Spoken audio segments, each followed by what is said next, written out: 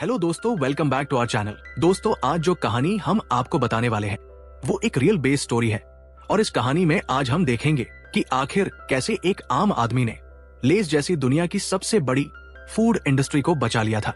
तो चलिए बिना टाइम वेस्ट किए वीडियो को शुरू करते हैं। तो दोस्तों, कहानी की शुरुआत साल 1966 से होती है, जहां हम रिचर्ड नाम के एक छोटे से बच्चे को देखते हैं जो एक गरीब परिवार से बिलोंग करता है। रिचर्ड के पिता शराबी थे, जिस वजह से वो अपनी कमाई का ज्यादातर हिस्सा शराब पीने में बर्बाद कर देते हैं, जिस वजह से उनके घर में अलग अलग तरह का खाना नहीं बन पाता था। इसलिए रिचर्ड हर रोज खाने में बोरिटोस ही लेकर जाता था, जिसकी वजह से उसकी क्लास के बच्चे उसकी रैगिंग किया करते थे।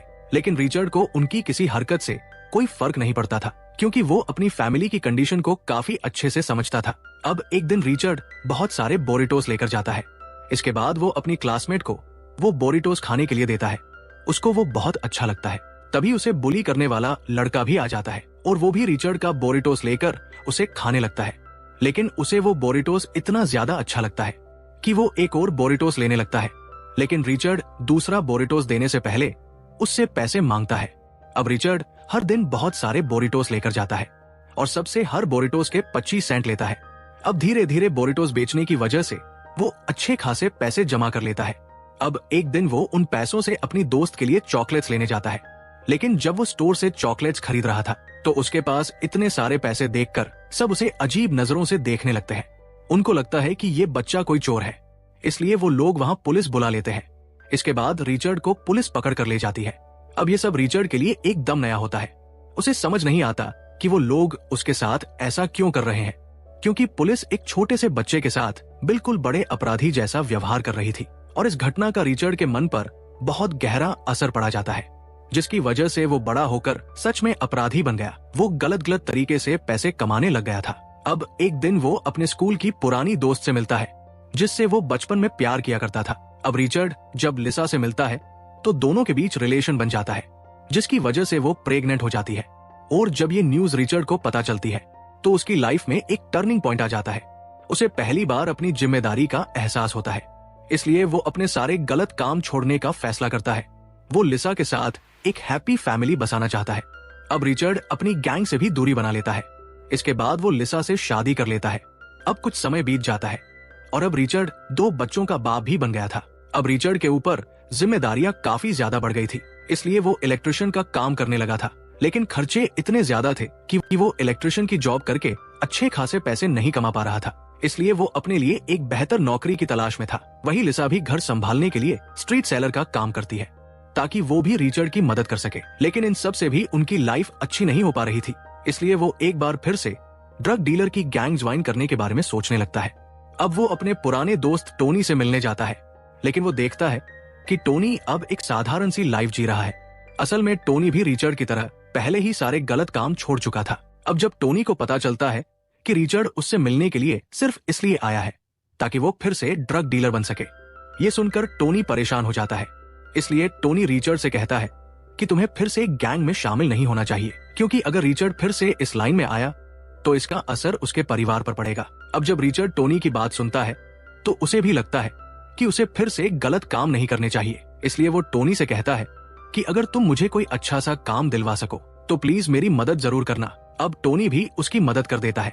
अब जिस फैक्ट्री में टोनी काम करता है वो रिचर्ड को भी उसी फैक्ट्री में काम दिलवा देता है। लेकिन उससे पहले रिचर्ड को इंटरव्यू देना होगा। अगर वो इंटरव्यू में पास हो जाता है तभी वो इस फैक्ट्री में काम कर पाएगा, क्योंकि जिस फैक्ट्री में रिचर्ड काम करने वाला था वो कोई छोटी मोटी फैक्ट्री नहीं थी, बल्कि वो मैक्सिको की लेस डोरिटोस जैसे फेमस स्नैक्स बनाने वाली बहुत बड़ी कंपनी थी। अब रिचर्ड को एक एप्लीकेशन फॉर्म दिया जाता है, जिसमें उसे अपनी पर्सनल डिटेल फिल करनी होती है। अब रिचर्ड उस फॉर्म को लेकर घर आ जाता है। इसके बाद लिसा उस फॉर्म को भर देती है, लेकिन वो एजुकेशन वाले कॉलम में सेंट हाई स्कूल का नाम लिख देती है, जबकि असल में तो रिचर्ड कभी हाई स्कूल गया ही नहीं था, क्योंकि उसका सारा बचपन चोरी चकारी में निकल गया था। अब रिचर्ड लिसा से कहता है कि तुमने ये हाई स्कूल का नाम क्यों लिखा? तो लिसा उससे कहती है कि कंपनी वाले उन लोगों को जल्दी हायर कर लेते हैं जो पढ़े लिखे होते हैं। अब रिचर्ड भी उसकी बात मान लेता है।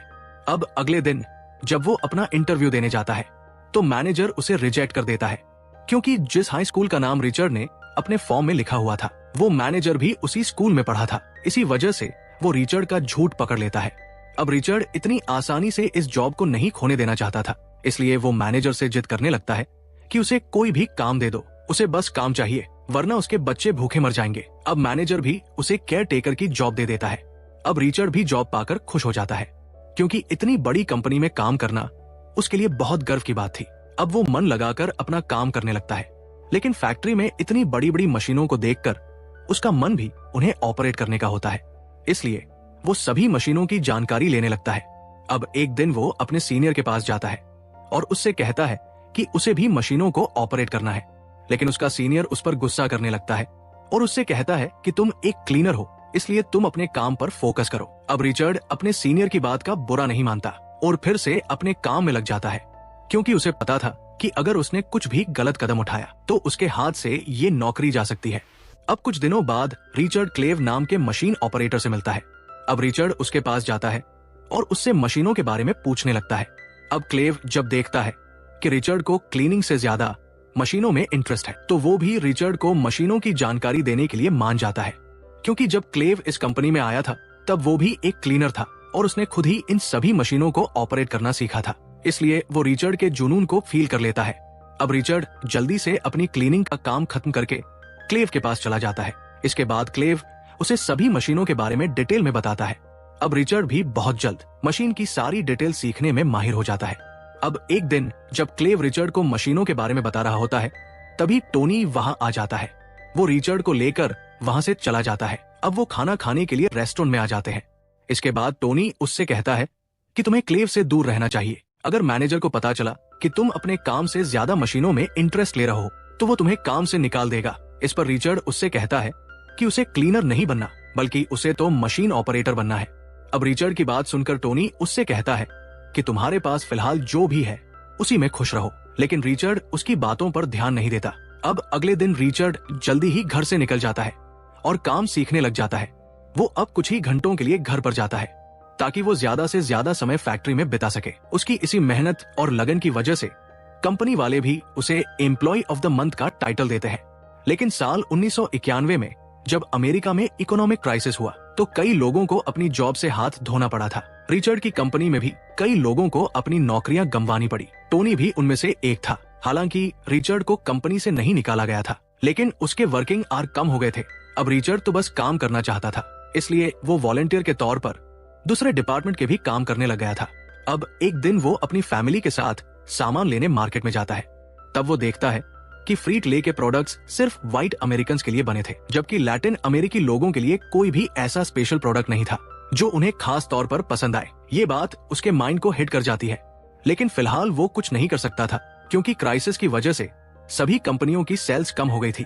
अब इस स्थिति को सुधारने के लिए कंपनी के सीईओ रॉजर एनरिको एक मोटिवेशनल वीडियो जारी करते हैं, जिसमें वो कहते हैं कि इस मुश्किल घड़ी में हम सभी को कंपनी के बारे में सोचना चाहिए और हमारी कंपनी से जितने भी लोग जुड़े हुए हैं, अगर उनके पास सेल्स को बढ़ाने का कोई तरीका है तो वो अपने विचार अपने मैनेजर के साथ जरूर शेयर करें। अब सभी लोग उस वीडियो को देखते हैं, लेकिन कोई भी सीईओ की बात पर ज्यादा गौर नहीं देता। लेकिन जब रिचर्ड उस वीडियो को देखता है तो वो इस वीडियो को अपने लिए एक बेनिफिट के तौर पर देखता है, क्योंकि अगर एक बार वो सीईओ की नजर में आ गया तो उसका प्रमोशन हो सकता है, या फिर उसे क्लीनर की जॉब से हटाकर मशीन ऑपरेटर की जॉब भी दी जा सकती है।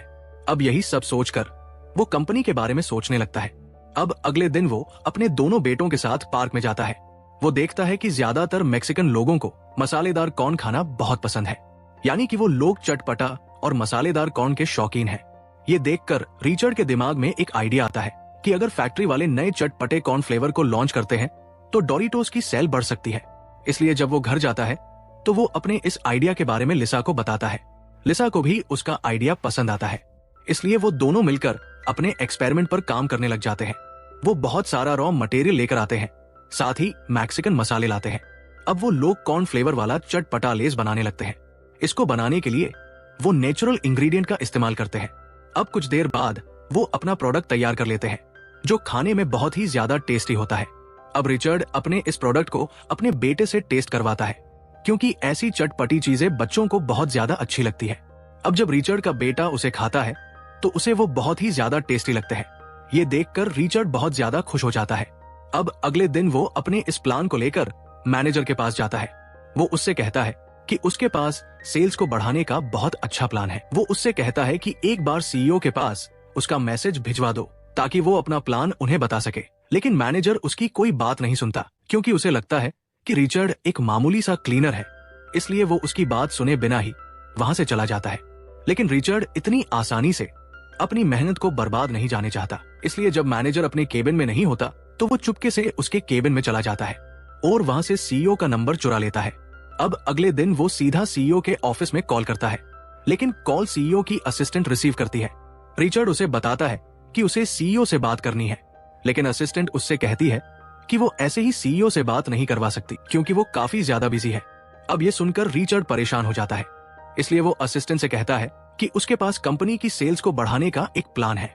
अब ये सुनकर वो असिस्टेंट उसकी कॉल सीईओ के पास ट्रांसफर कर देती है।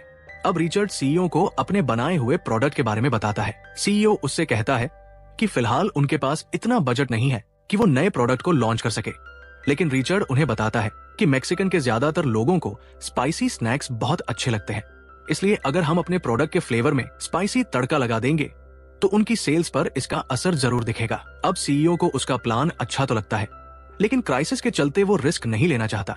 रिचर्ड आगे कहता है कि मुझे ये आइडिया सीईओ के मोटिवेशनल वीडियो से मिला था। ये सुनकर तो सीईओ उससे इंप्रेस हो जाता है, इसलिए वो रिचर्ड से कहता है कि वो पहले उसके प्रोडक्ट को टेस्ट करेंगे, अगर उसका टेस्ट अच्छा हुआ तो वो इस प्रोडक्ट को जरूर लॉन्च करेंगे। ये सुनकर तो रिचर्ड की खुशी का ठिकाना नहीं होता। अब अगले दिन रिचर्ड अपने उस प्रोडक्ट को सीईओ के पास भिजवा देता है और जब सीईओ उसे टेस्ट करता है तो पहले तो उसे ये बहुत स्पाइसी लगता है, लेकिन फिर जैसे जैसे वो इसे खाने लगता है तो उसे भी उसका टेस्ट पसंद आता है। अब वो रिचर्ड के पास कॉल करता है और उससे कहता है कि 2 हफ्ते बाद वो उसकी ब्रांच में आएंगे, तब तुम अपने प्लान की सारी डिटेल इन्फॉर्मेशन हमारे साथ डिस्कस करना। ये सुनकर रिचर्ड खुश हो जाता है, लेकिन जब मैनेजर को पता चलता है कि सीईओ उसकी ब्रांच में आने वाले हैं तो वो परेशान हो जाता है। अब रिचर्ड भी घर आ जाता है। वो लिसा को सारी बात बता देता है। लिसा उससे कहती है कि तुम परेशान मत हो, सब कुछ ठीक हो जाएगा। इसके बाद वो रिचर्ड को लेकर लाइब्रेरी में जाती है, जहां दोनों मिलकर सीईओ को दी जाने वाली प्रेजेंटेशन की तैयारी करते हैं। क्लेव भी रिचर्ड की मदद करता है, इसलिए वो उसे प्रेजेंटेशन देने का सही तरीका सिखाता है ताकि वो अच्छी तरह अपनी बात रख सके। अब 2 हफ्ते बाद सीईओ रोजर एनरिको अपनी टीम के साथ कंपनी में आते हैं। इसके बाद रिचर्ड भी उनके सामने अपनी प्रेजेंटेशन शो करता है, लेकिन वो बहुत सारी गलतियां कर देता है, जिस वजह से वो लोग रिचर्ड से इंप्रेस नहीं होते।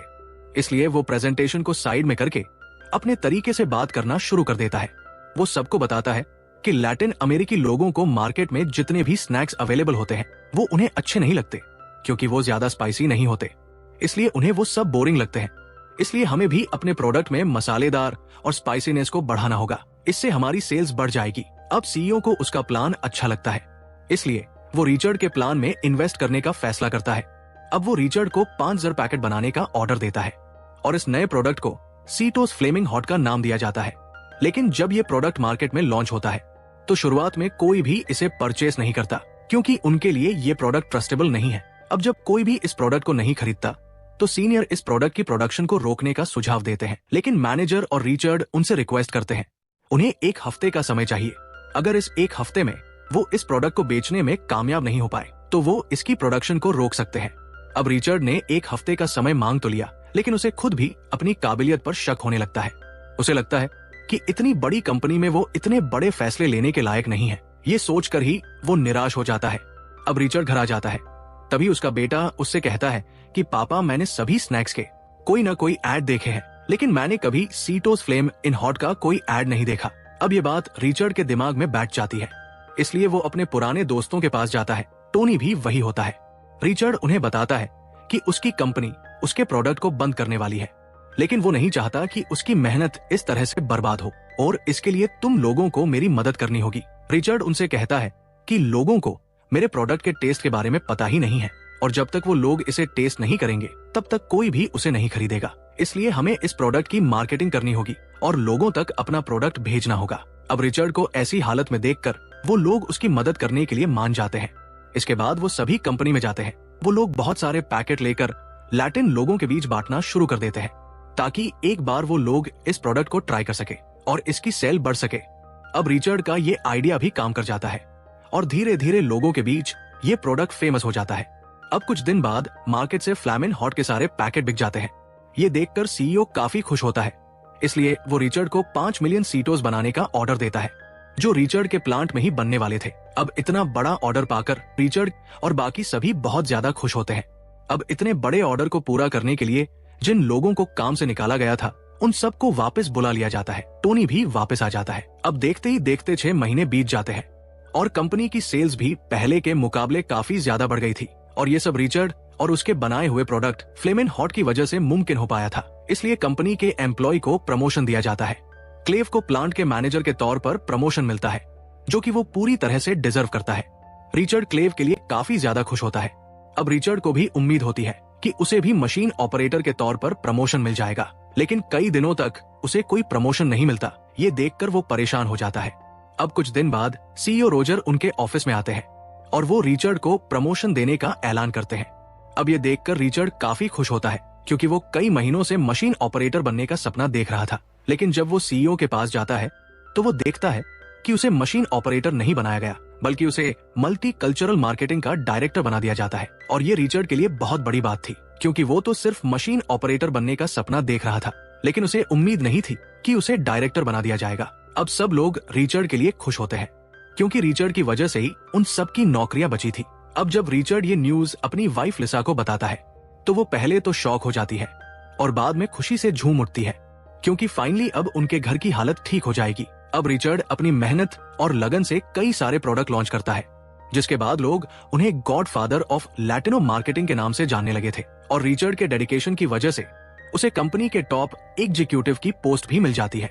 और साल 2019 में 40 साल की सर्विस देने के बाद रिचर्ड रिटायर हो जाता है। और रिचर्ड के रिटायरमेंट के साथ हो हमारी इस कहानी का एंड भी हो जाता है। दोस्तों, रिचर्ड की लाइफ स्टोरी ने हमें ये सिखाया है कि अगर हम अपने काम को पूरी डेडिकेशन और मेहनत के साथ करते हैं तो हमें सक्सेस जरूर मिलेगी। उम्मीद करते हैं दोस्तों आपको ये कहानी पसंद आई होगी। मिलते हैं आपसे अगली वीडियो में। तब तक के लिए अपना और अपने परिवार का ध्यान रखें। राधे राधे।